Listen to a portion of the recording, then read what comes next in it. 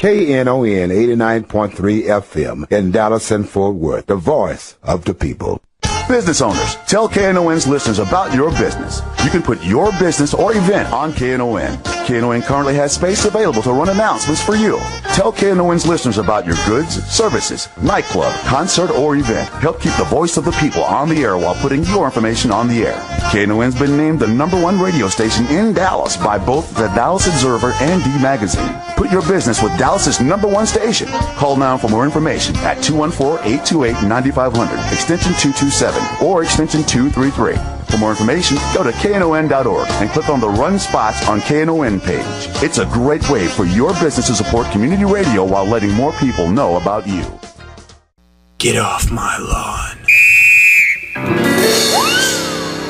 What a game! What a game! Jim Schutze, Eric Celeste here with Get Off My Lawn. Get off our lawn, I guess, wouldn't we say? Yeah, we're cohabitating the lawn. Protecting our lawn. We're going to tell you everything that's really going on in town this week, everything that's gone down in town, and there's been an interesting week. We had lots of DISD, lots of school district stuff, very interesting stuff. There's a story in the morning news this morning. Boy, the morning news has been weird. I can't figure out. They've had, every once in a while they have these stories that you read, and it's like it's a special code. You think something happened here. Right. There's 7 keys somewhere, and you need to lock them into a vault so that the code comes out and you figure it out. Right. I'm sure it was like that. I always think that sometimes when I read the morning news on these kinds of weird stories, that it must have been like that in the old Soviet Union when you were reading Pravda. Right. You think, Colonel Mushnikov stands to the left of Captain Strenkov. Everyone's just winking and reading the paper, and you have no idea what anyone's talking about. You have to hold it upside down and next to a light bulb. The story today says something about. Well, I know what it's about. I hope you'll tell me, because when I went. I saw. Was it last night? They tweeted the link out, the morning news reporters and folks, and it said, inquiry into emails that disparage trustees. And I just retweeted saying, disparage? Heaven forfend. Right. Oh, no. We've got disparagement going on in town. I'll tell you, if you disparage a school trustee, well, I mean, you should be sent to the pen for that. So I wanted you to tell me because this is the second or third story this week that I just read and went, "Okay." Well, no, you had a thing on the D blog about this where you said, or on one of the earlier stories. Let's back up and tell people what this is about. Apparently, there's this guy who used to work for the district, Kevin Smelker, who was head of operations. He was brought in to run the plant, and one of the things he was in charge of was lousy, rundown schools and how to fix them.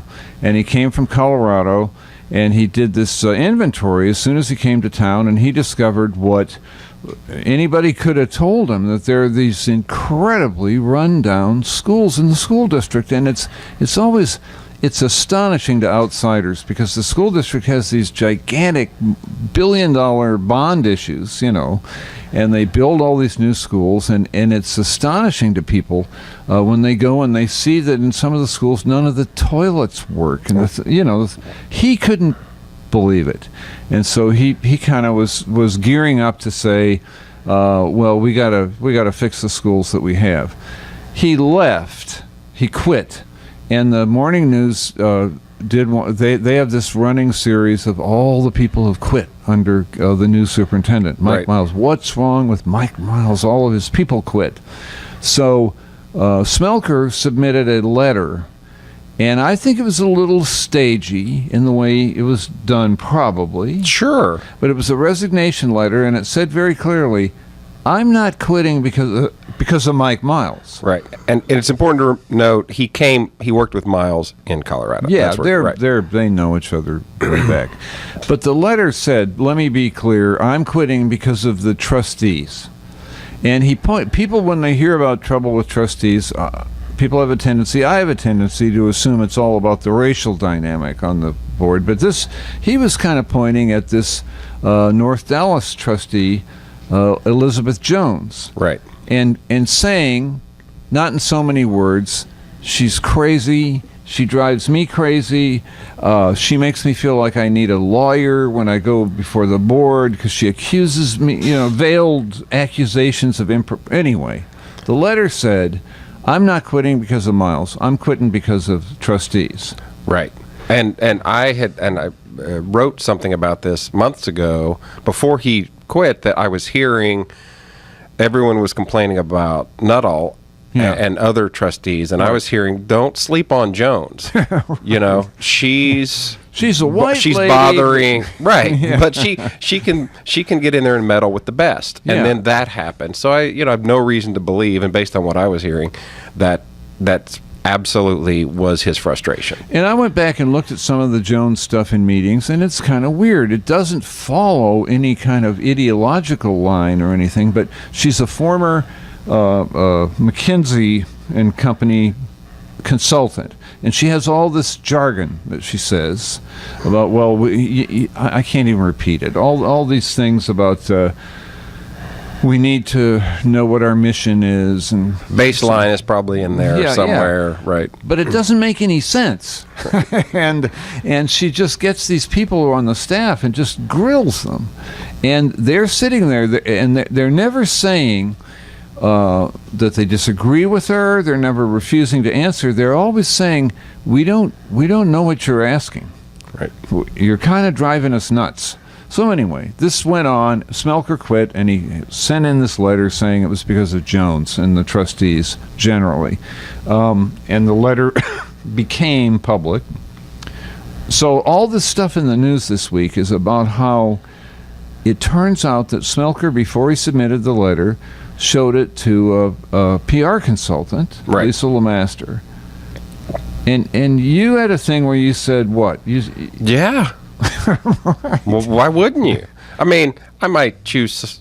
Lisa's fine, but she knows the district, I guess, and maybe she gave some good advice on the letter. But show it to someone, and why wouldn't you do that? I get requests like that all the time, especially when I went and when I did my consulting gig for a while. I would do that, and I would maybe charge or not charge depending on the person to do those sort of things. I was asked last week to look at a letter to the editor of the morning news, and I said I can't do it now. I write about this stuff, but people are, I don't care who you are, what you do, they're bad at crafting those sort of things, especially if you want to make a statement with it.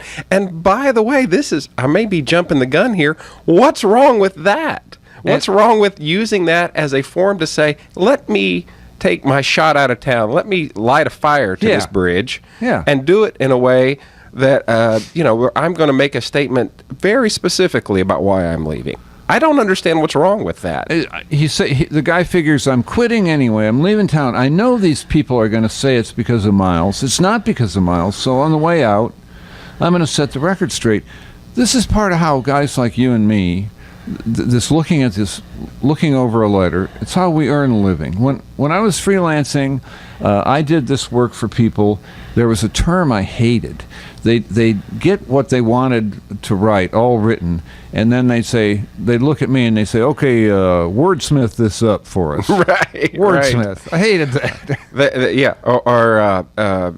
There are terms that they'll use when they ask you to do something. You just kind of roll your eyes and say, okay. And for some background, just so people know, when a big institution or maybe when a media company asks you to write something, say it's on a blog, you read it online, they might pay me $50 for that. Right. And then if they write it, if you see it in a magazine, I might have gotten paid a nice bit of money. I might have gotten paid $300 or $500 or more to write that and spent some time working on it. If a corporation or a CEO type or somebody says, hey, wordsmith that, Yeah. that's when the dollar signs can go off in your head. And Yeah. you go, yeah, well, I'll wordsmith that, and let's talk about you paying for my rent for the month. Right. And, It's an insulting word, and I love it because I Right. know I'm going to get paid. right. Well, My point being, there are lots of people who make their living doing just that, including Lisa Lemaster. I was pulling into the parking garage at Sam's Club last night, part of my weekly rounds, and my phone rang, my cell phone, and guess who it was? It was Smelker, calling from Colorado. Right.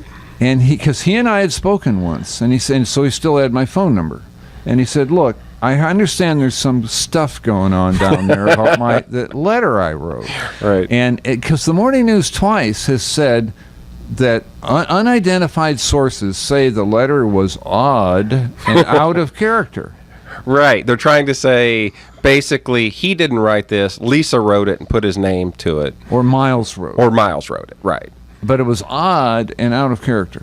Odd and out of character, that's not stuff that you just throw into a news story. You need to have somebody saying that. Right.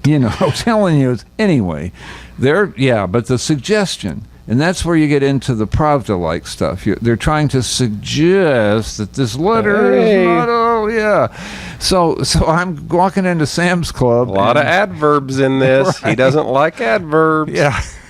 And Smelker's on the line, and he's beside himself. And he says, "Listen, let me tell you something.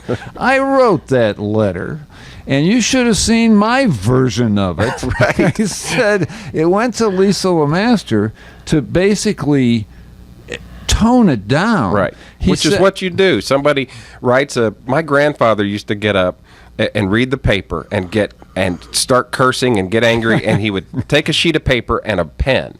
And he would say, your granddad's writing a letter to the paper. And he would just start scribbling it. I would kind of wander in and look over, and they don't print those words, Granddad, And so that's what you got to do you go, you're calling his puppy that is not what you want to do to make your point. And you don't want to make those kinds of allegations about his mom, because that's actually a legal problem.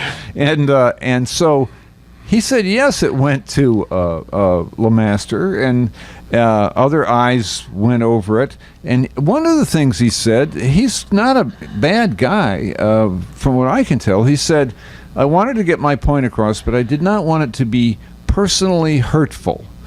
And apparently somebody had to help, like your grandfather, somebody had to help him get the personally hurtful part out. Right.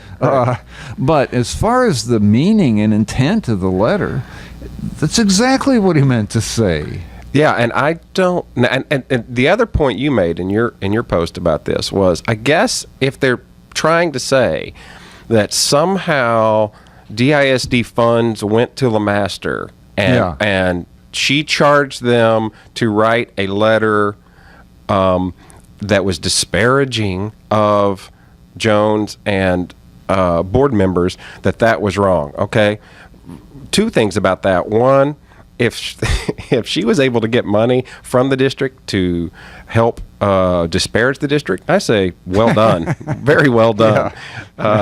Gold star. Right. But second, that's not what happened. I mean, they made it really clear. Look, I worked until this date.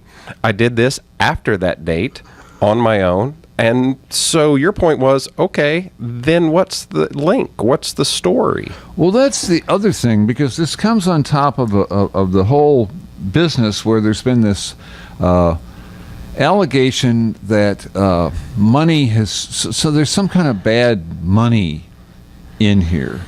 And that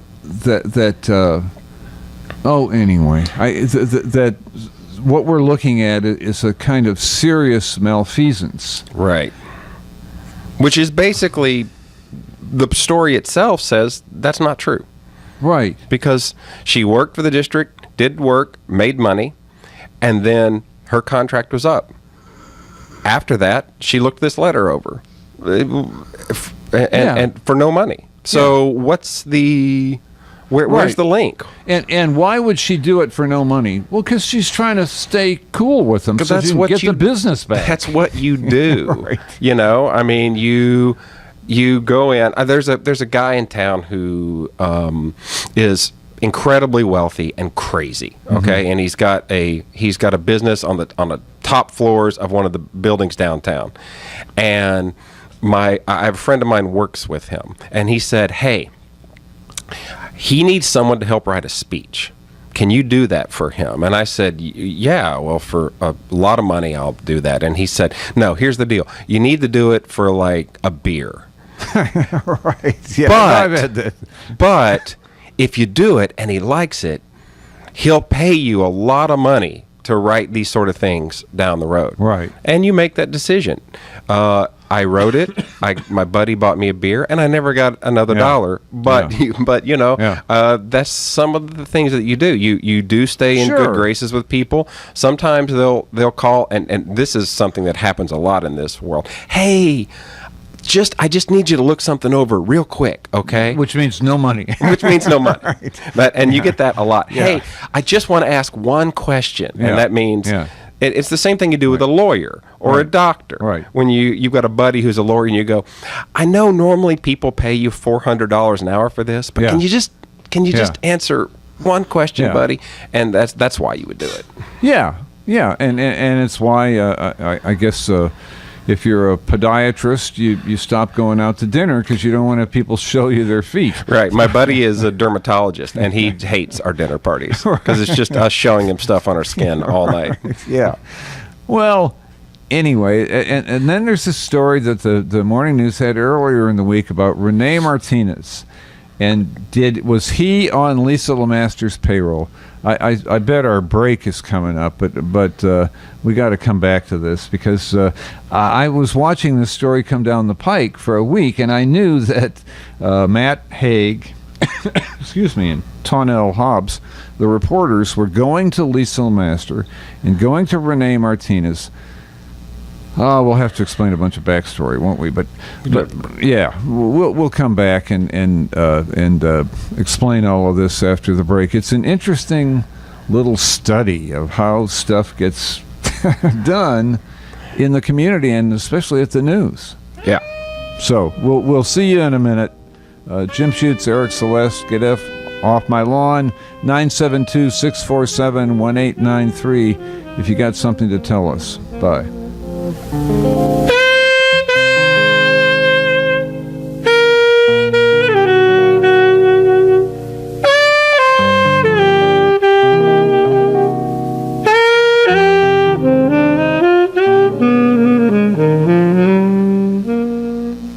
Business owners, tell KNON's listeners about your business. You can put your business or event on KNON. KNON currently has space available to run announcements for you. Tell KNON's listeners about your goods, services, nightclub, concert, or event. Help keep the voice of the people on the air while putting your information on the air. Put your business with Dallas's #1 station. Call now for more information at 214-828-9500, extension 227, or extension 233. For more information, go to KNON.org and click on the Run Spots on KNON page. It's a great way for your business to support community radio while letting more people know about you. When they're gone for good. This is Scott from KNON's Texas Blues Radio telling you don't miss out on some great blues. KNON's Texas Blues Radio Volume 5 Blues CD. It's a CD put together by real blues fans for real blues fans like you. Texas Blues Radio Volume 5 features great local blues from Michael J. and the Paul Bird Band, JJ and the Detonators, the Chris Watson Band, the Two Tones, Rough Cut Blues Band, Jeff Stone with Charlie Love, Dave Millsap, Sirloin and the Ass Kicking Machine, Tutu Jones, Blues Boy Bo, Buddy Whittington, Andrea Dawson, Kirkland James, Sonny Colley, and Johnny Red and the Roosters. Get a copy now at Forever Young Records in Grand Prairie, Record Town in Fort Worth, and in Dallas at Bill's Records. This is a Dallas Blues collector's item. A very limited amount of vinyl copies can be found at Forever Young Records, the sponsor of this great blues project. CD downloads are available at cdbaby.com. Whether you get it as a download, on vinyl, or on CD, all the proceeds will benefit KNON. For more info on Texas Blues Radio Volume 5, visit knon.org. Get off my lawn.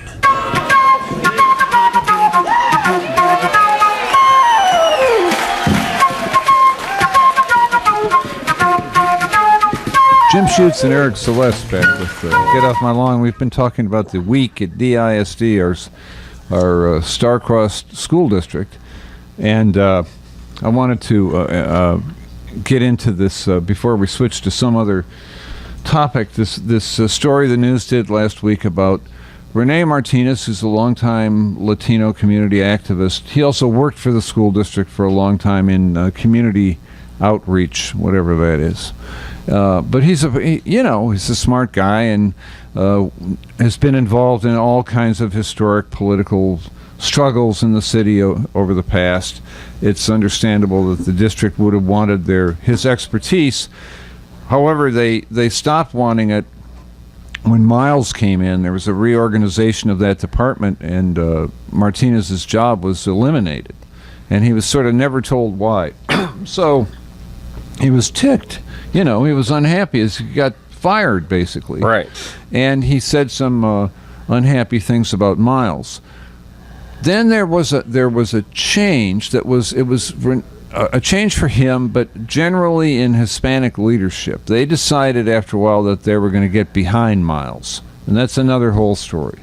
But they did get behind him, and so did Martinez. He overcame his personal feelings and decided that Miles was a straight shooter and a regular, and that for the greater good, he needed to support him, and he's become kind of an outspoken advocate for Miles. So the story in the news and on Channel 8 by Brett Shipp was suggesting every way they could that, in fact, Martinez was just sort of bought off, that he really didn't like Miles, but he got a bunch of money from the school district through Lisa LeMaster, and it would be school district money that was being spent to go out and pay people corruptly to fake like they liked Miles and so on. Oh, is that what that was saying? Because I was confused. It was very confusing story, and the reason it was confusing was because the news reporters and Shipp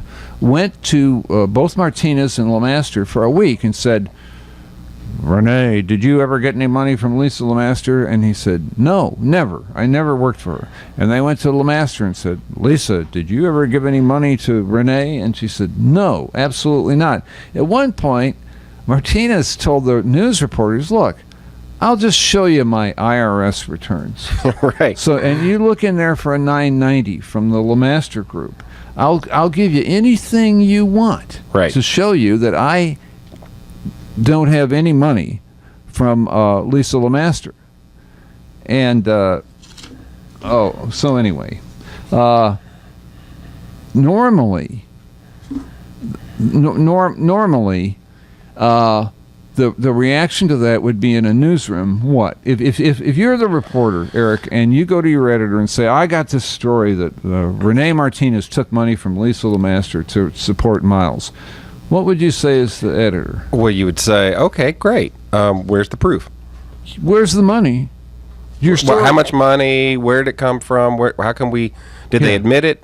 Do we have it on record somewhere? Yeah, we can't do a story suggesting that Rene Martinez took money from Lisa LeMaster unless we know that he took money from Lisa LeMaster. You got to have the money. And that's why, I wasn't lying. I was really confused, going, what are they saying? It was like you said, I know they're saying something here. Yeah. There wouldn't be a big front page story. It wouldn't say exclusive, and there wouldn't be a Channel 8 follow-up unless there was something. That Shipp story where they went to Martinez, right, and he talked to him. Yeah. And I had to have. I turned it on so I could watch it because I never watch TV news because why would you? But I knew this was coming down the pike, and so I turned it on. But there was something going on. Someone was on the phone, so I had to have the sound down. So I watched it first with just the sound down.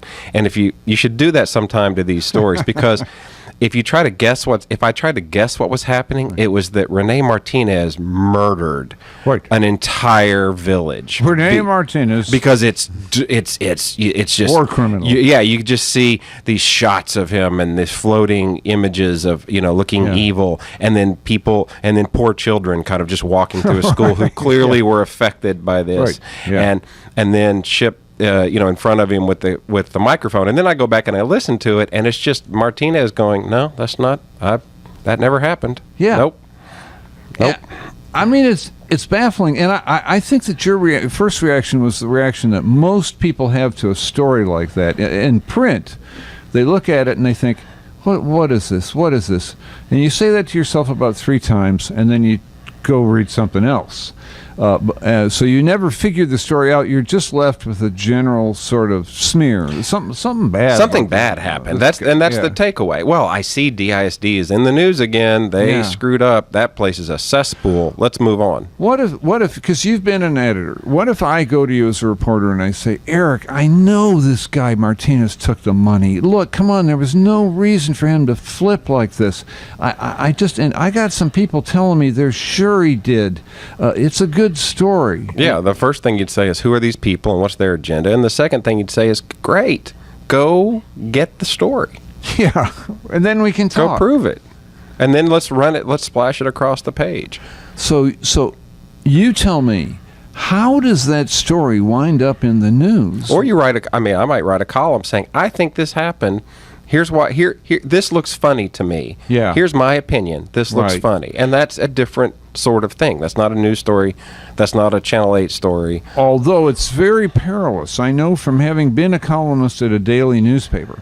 If a reporter in the newsroom comes up to me and says, "Hey, Jim, you should write a column about this Rene Martinez guy because he probably took this money," I learned the hard way. That means, oh, the city desk turned you down on this, didn't they? Right. And you think, and you got a source who you want to make happy, and let's see if Jim will eat it. Right.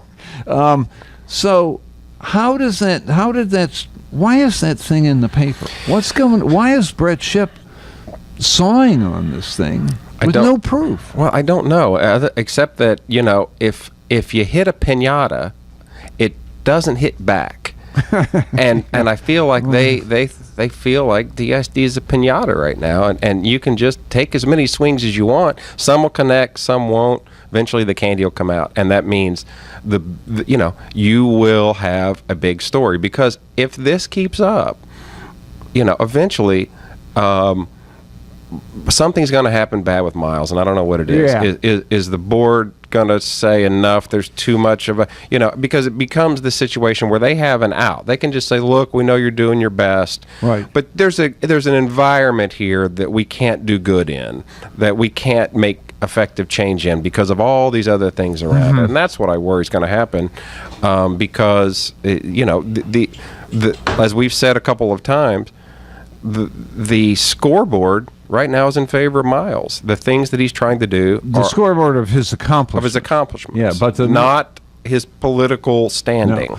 And the News has a story today in which they quote Bob Johnston, who used to work for the school district forever and is a very smart observer of things, saying that Miles is on very thin ice in terms of the board. He's really only got a bare minimum of support. So tell me if this is unfair. If you're the reporters at the News, or if you're Brett Shipp and you sense weakness there, Miles may go down. You want to be ahead of the game. And if that happens and you look back and you didn't sort of have the stories that led to you understanding why he went down, it creates an environment where it's a little bit easier, I think, to do these kind of stories where things look bad, but we don't really have it nailed down. That might be a little unfair, but that's the reading I get from looking at the paper and watching these stories on TV, where, just like you, I look at it and I go, what is the story here? And that I had conversations this week with folks who also know what's going on there, and they said the same thing, that they don't think that once this investigation is done by Coggins, et cetera, that the bullying accusations or these other accusations of impropriety are going to stick. But the bad communication in the past that he's had, which is true, some of the mistakes he's made, which we've chronicled, plus these people gathering forces against him, may create an environment where it may be this, where board members may say, hey, this is our shot to get the ones who don't like him. Yeah. There's enough to take a shot and try to get somebody else in. And none of this is ever given its true context, which is that Miles has come in, he was given this mission of reform and set up in a tough way. It wasn't do something big slowly. It was do something big fast. And if you're going to do something big fast, yes, you're going to there's going to be some collateral damage. You're going to make some mistakes because you had to do it fast. And I've been told that for the first time, it seems like he acknowledges that I did make mistakes, and I need to take into consideration some things I didn't, and move forward. And if that's true, that's good news for the district. But everybody, and especially in the media, everybody sort of gets in on this feeding frenzy. We can be in on taking him down, which we know how to do that in Dallas. Look how many superintendents we've taken down. Yeah, and you can't keep doing that. We say you right. Well, I mean, right. That's ridiculous. Of course you can. It's happening. It's an absolute prescription for just ultimate failure, right? Yeah. And I hope it doesn't happen in this case. I hope if he is forced out, it's for a reason. Yeah, that makes sense. We have a caller who's been hanging too long. Parker, are you still there? Yes, I sure am. It's the name card's actually wrong. It's Fletch F. Fletch. Fletch F. Fletch. Yep. Okay. Erwin Fletcher. Okay. Well, hey, Erwin. What's going on? What's up this morning? Well, sir, Did your car just hit a water buffalo? Yeah. Now I don't have a towel. Sorry.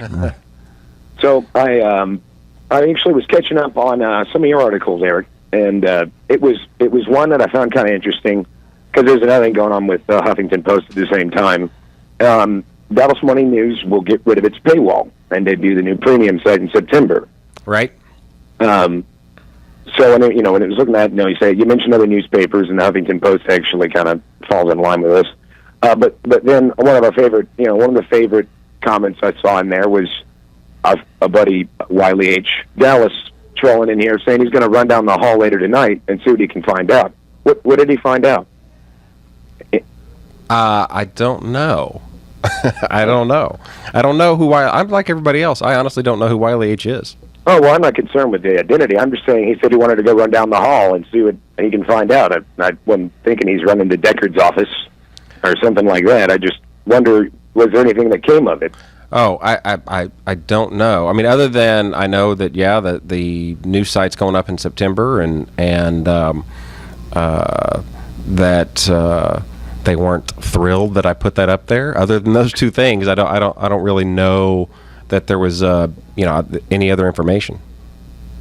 Okay, yeah, because bringing down the paywall was part of a big deal, but it lends itself to control because, and this one's also for Jim.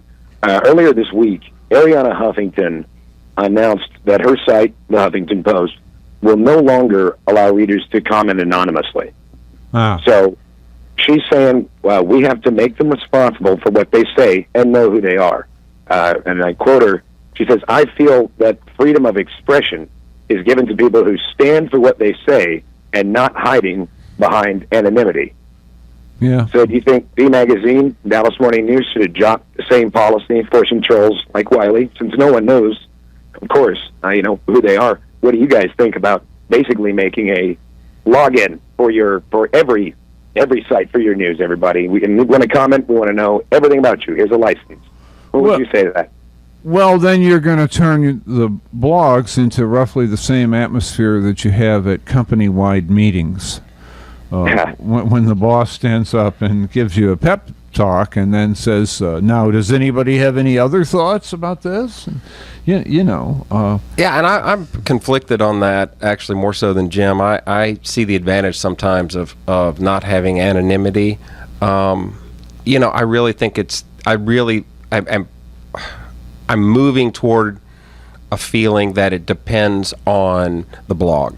Mm-hmm. That there are some blogs that keep anonymity and work, and I think the larger the organization, Like, it makes sense to me that Huffington Post would do that because of how big it is.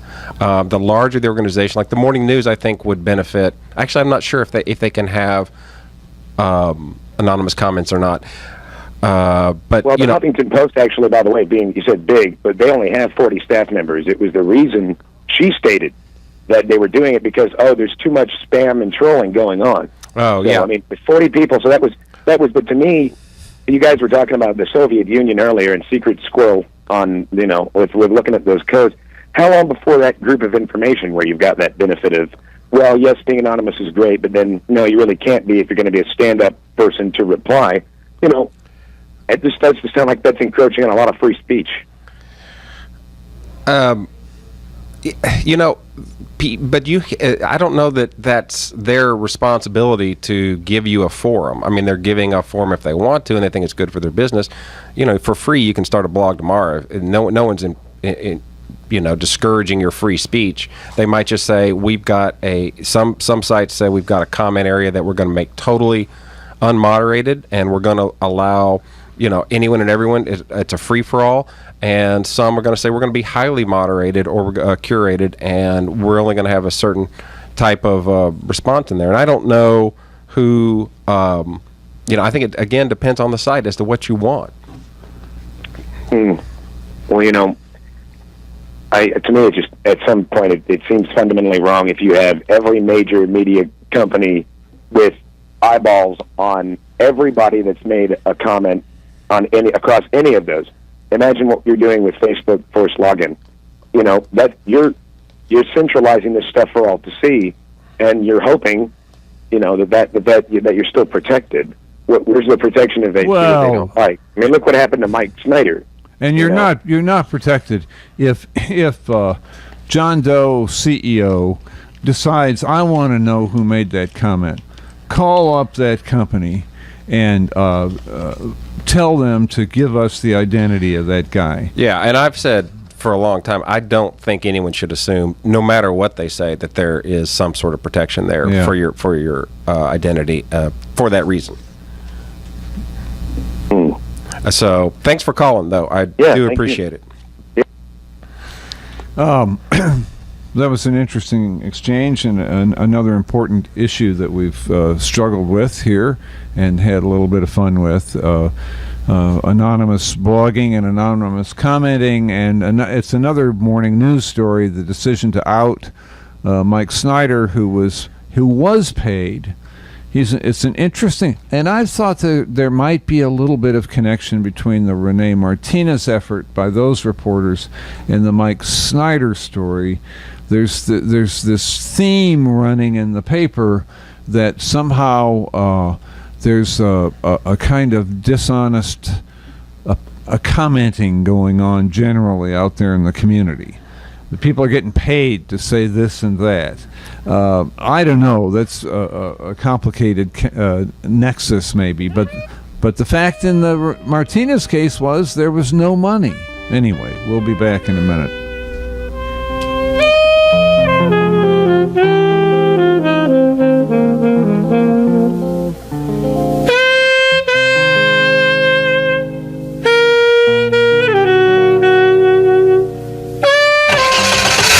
If it's time to get rid of your old gas guzzler, the KNON Vehicle Donation Program can help.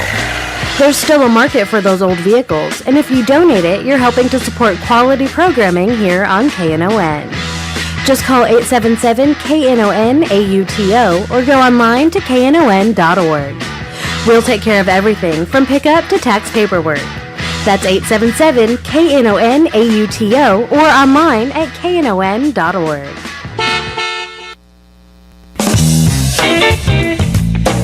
The Sons of Herman Lost Disc Airmen Disc Golf Association and the Gas Pipe present the first annual KNON Disc Golf Tournament and After Party on Saturday, September the 7th. The tournament will be held at B.B. Owens Park, located at 10700 Kingsley Road in Dallas, beginning at 4 p.m. There will be goodie bags, games, an ace hole contest, poker run, and more. Then, beginning at 7 p.m., the party starts at the Sons of Herman Hall, located at 3414 Elm Street in Deep Ellum, with free food and live music by Texas Slim, Jay Johnson, and all lit up. To register, contact me, Hippie Bobby Wilbanks at 972-658-8577 or go to knon.org. Participants of the disc golf tournament are admitted free into the after party. But if you just want to go down to the show, you can get tickets at knon.org. That's the first annual Knon disc golf tournament and after party on September the 7th at B.B. Owens Park, and the after party with Texas Slim, Jay Johnson, all lit up, and free dinner at the Sons of Herman Hall, presented by the Sons of Herman Hall, Lost Disc Airmen Disc Golf Association, and the Gas Pipe, the Gas Pipe, the Gas Pipe. This is a KNON benefit event.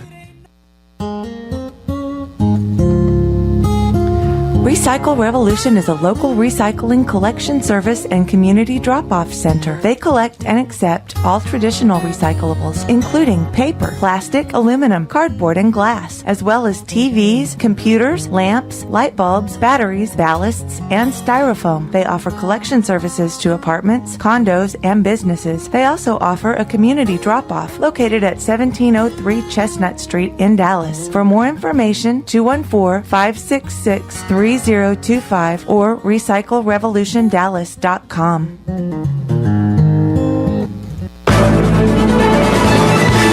KNON's Lambda Weekly LGBTQ talk show is holding the first ever Lambda Luncheon and live broadcast on Saturday, August 24th at the KNON Studios. This event will be a tribute to former Dallas City Councilwoman Angela Hunt of District 14, thanking her for her tireless efforts and service to the community. Join David Taffet, the late Patty Fink, and Lerone Landis acknowledging the achievements of Angela Hunt during a live broadcast of the longest-running LGBTQ talk show on America's airwaves. There promises to be discussion of hot topics and reflections with Angela Hunt. Following the broadcast will be a delicious lunch from Thai-rific at noon. This is your chance to be a part of live radio. For tickets or more information, knon.org. That's the first ever Lambda Luncheon with David Taffet, Patty Fink, Lerone Landis, and former Dallas City Councilwoman Angela Hunt on Saturday morning, August 24th, beginning at 11 a.m. Doors open at 10:30 a.m. This is a KNON benefit event. All proceeds go to support Lambda Weekly on KNON. Get off my lawn. Hey, babes, take one.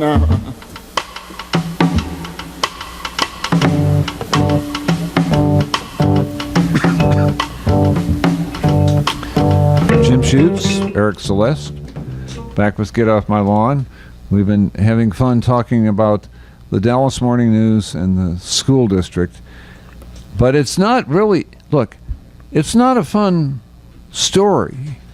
I mean, the backdrop that never, the context that I never see, and all this stuff about did Renee Martinez get some money from Liesl Master, they never give us the context that you have this school system that has for decades been what statisticians are now calling the kindergarten to prison pipeline. Tens of thousands of kids who are never taught to read and write, who get dumped out of school, quit school as soon as they can. They get in trouble with drugs. If they're minority kids, and the vast majority of the kids in the district are, then they're being fed into this enormously racist criminal justice system and war on drugs. So now they're illiterate. They can't read or write, and they've been in the pen. And so they're consigned to a life of serial incarceration. And we put up with this forever. And we were sort of resigned to it. And that's why Mike Miles is here. That's what this story is about. It's about turning that around. Right. And, you know, again, as we've said, he's trying to do that. He did do some really dumb things his first year and made enemies and didn't listen to the people he needed to. But you know what? You give someone... It's like you bring in a coach, right? Yeah. And they're high profile, they're high dollar, and they come in and they got to get their people in there, and they make some mistakes, and they figure it out. But you give them a couple years, and as he's figuring this out, and I do believe that the people who are inside the walls there who work with him say he has figured that out, and say that they see a different Mike Miles than the one who came in, as we've said, a change agent. And he came in saying, I'm going to do, with that mission in mind, thinking that means I have to be tough, mean, I have to be ruthless. Yeah.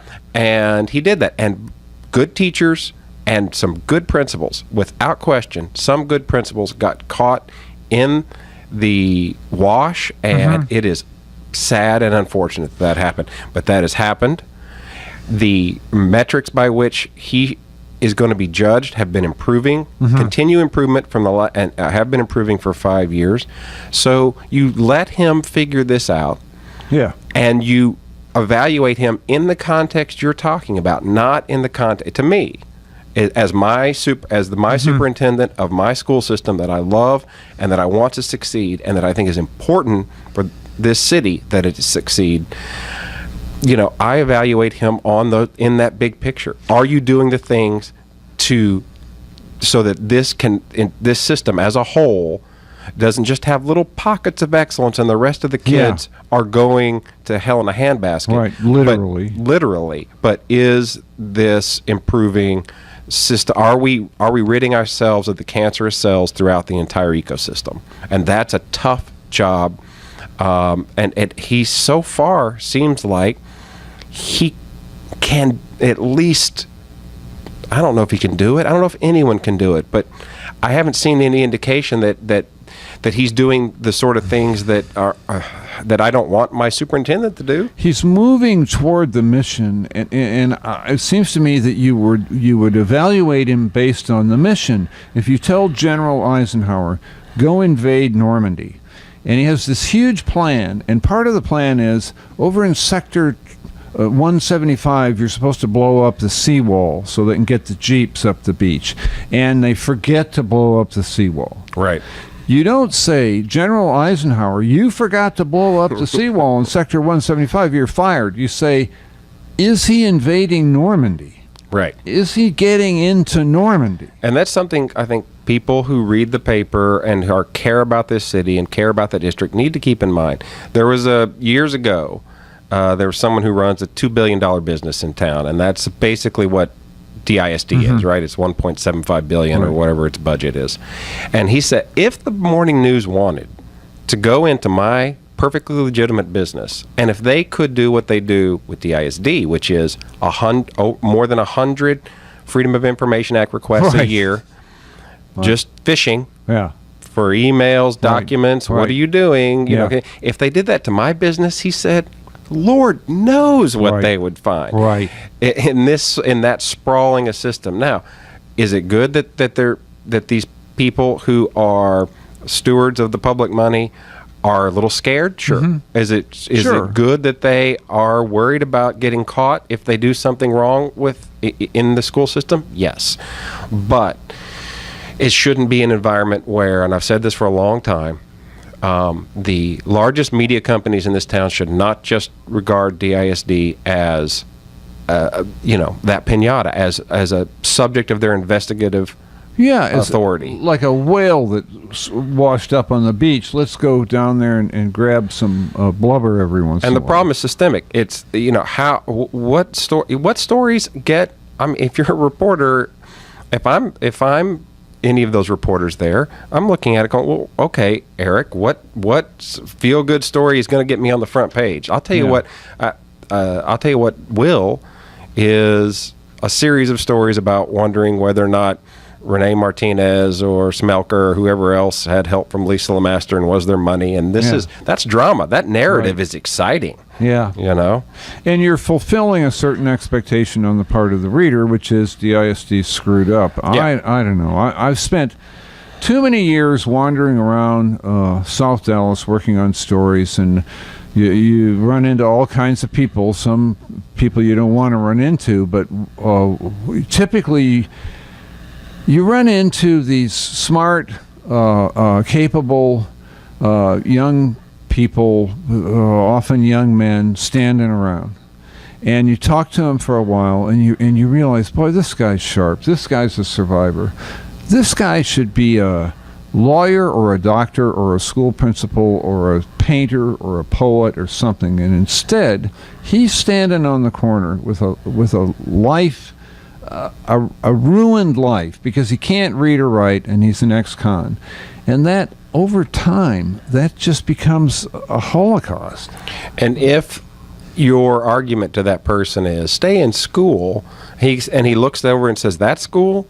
Let me tell you about the kids who've graduated. I know those kids and where they are. Right. And that's why, it's a cycle, and it builds on itself, and it's and I believe Miles really, like I said, he screwed up a lot, but I believe he wants to do this for the right reasons. He wants to succeed not because it's a mark on the resume, that's important, but because it is, like you said, important to offer a system that can stop being a bus ride to jail. To the prison. You can go in there and run things. We've had superintendents who've done it. You can go in there and run things status quo pretty much without any bad stories. Yeah. Just don't mess with it.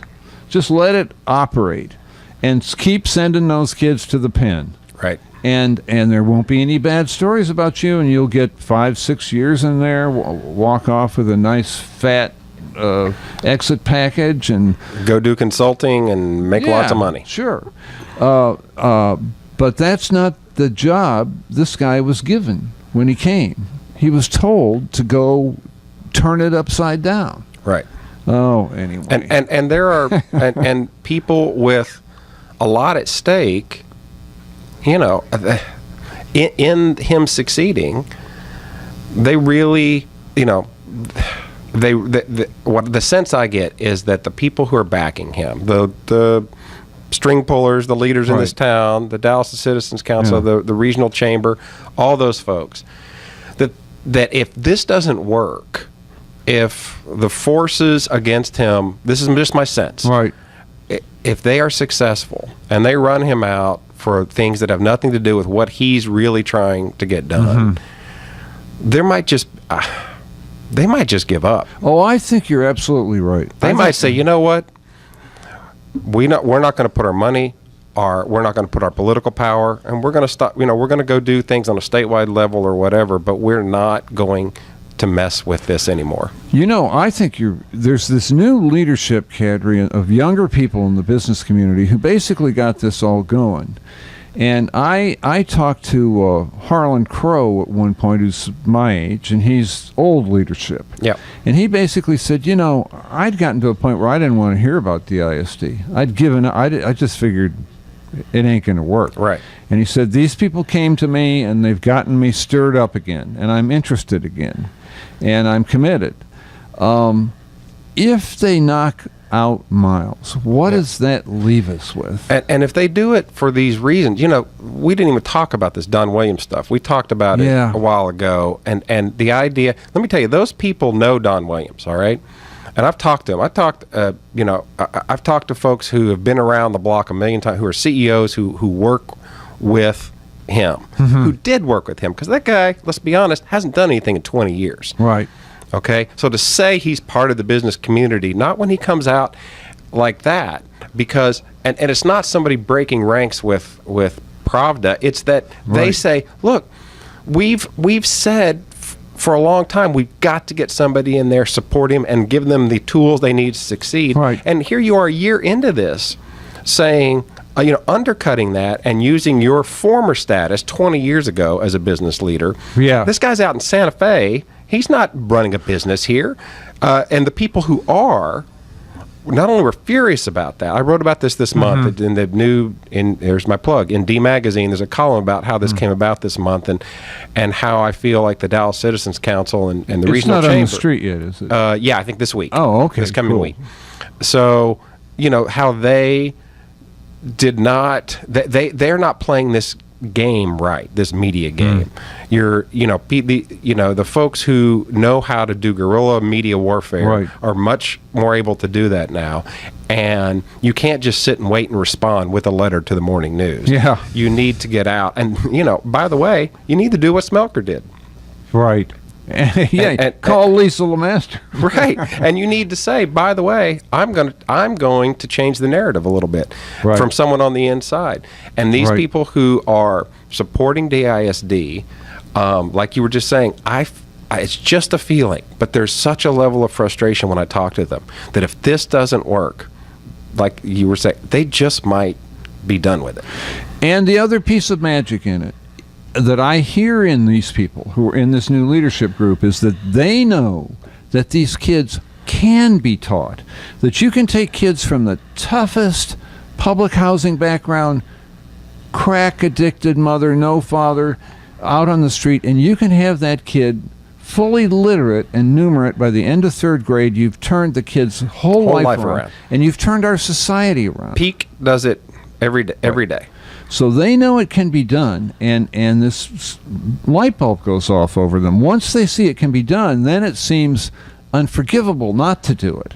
So if they see that this public school system cannot be reformed, man, I can see them saying, okay, call out the bulldozers. Let's go. Let's look at charters. Let's look at other options. As New Orleans is doing. Yeah, and let's let that rot from the inside. And I know there's some sense, and I say this in the column somewhat jokingly, but somewhat seriously. There's some sense that, okay, well, this is the benevolent dictators telling us what to do.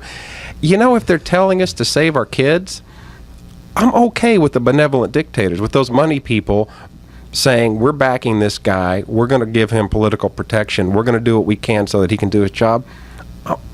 You know what? I'm okay with that. How is it not a commitment to those children? I mean, isn't that what it is? Yeah. Isn't it people saying... Because, look, those kids are not... the argument's always this, businesses have to invest in their local schools so they can do their, help their workforce. Haynes and Boone is not worried about their workforce, okay? They've got the best lawyers in town. But two of the people who are there are instrumental in behind the scenes, who run that thing, in this effort and in making sure DISD improves in quality. And people like that are doing that because it's the right thing to do for their city. I think that, for example, Todd Williams and his wife, they've simply been around those children. They know the children. And I think if you're a human being and you look at those children and you know that their lives can be saved, then hopefully you want to help do it. Right. And eventually, though, if you get kicked in the groin enough, you say, this game, it's not for me. And eventually you may say, you know what? The enemy here is this school system. That's a bad moment. But that could happen. It's a bad moment, and it could happen. And in 10 years, we could look back and say, with this, the support that's needed, and you see why it's needed. You need money, you need political support, you need different entities working together so that one news story, one bad incident, one rogue person doesn't, that's nothing. You get rid of that person, and the system continues to improve. If they don't have that kind of support at that level in a city this size, this system will deteriorate from where it is now. Jim Schutze, Eric Celeste, get off my lawn.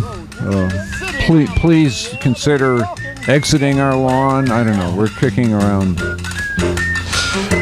different ideas. Thanks for being here, and we'll see you next week.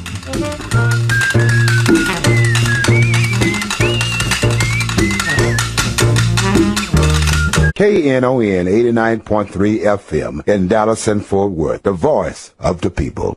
Business owners, tell KNON's listeners about your business. You can put your business or event on KNON. KNON currently has space available to run announcements for you. Tell KNON's listeners about your goods, services, nightclub, concert, or event. Help keep the voice of the people on the air while putting your information on the air. KNON's been named the #1 radio station in Dallas by both the Dallas Observer and D Magazine. Put your business with Dallas's #1 station. Call now for more information at 214-828-9500, extension 227, or extension 233. For more information, go to KNON.org and click on the Run Spots on KNON page. It's a great way for your business to support community radio while letting more people know about you.